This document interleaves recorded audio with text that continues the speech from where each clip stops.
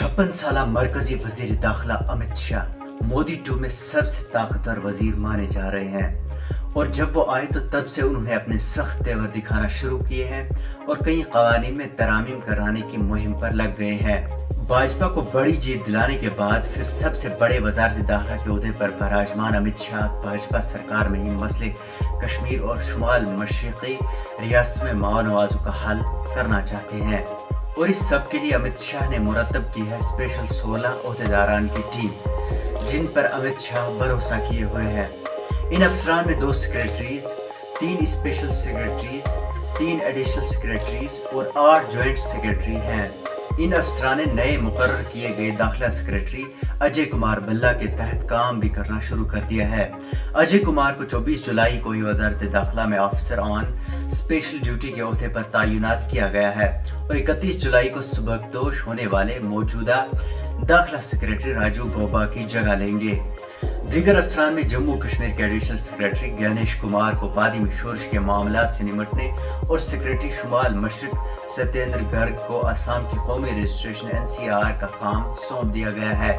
Team में इन 16 अफराद के अलावा वजीर ममलिकत बराए दाखिला नित्यानंद राय और जी किशन रेड्डी शामिल हैं।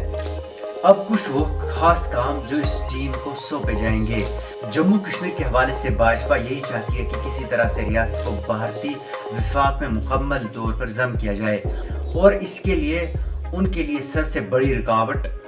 दफा 370 और 35A हैं जिन्हें ख़त्म करने के लिए सुप्रीम कोर्ट में केस मौजूद है, लेकिन इसके लिए तमाम वादी की सियासी व इलाही की जमातें एक पेज पर हैं जो कि अमित शाह के लिए आसान नहीं रहेगा। इसके बाद वादी में अस्कर पसंदी को ख़त्म करना जिसमें ऑपरेशन ऑल आउट के तहत मरकजी सरकार इसे कामयाब करार दे रही है और इसमें मजीद सख्ती लाने के लिए सिक्योरिटी भी मंगवाई गई है और जंगजू भर्तियां भी कम देखी गई हैं, जबकि पिछले 6 माह में 130 से ज्यादा अस्करियत पसंद मारे गए हैं। जबकि वहीं NCR के जरिए असम में गैर कानूनी दौराए महाजरों की छानबीन करके उन्हें आसाम से निकालना, वहीं शुमाल मशरक रियासतों में नक्सलियों से मुकाबला।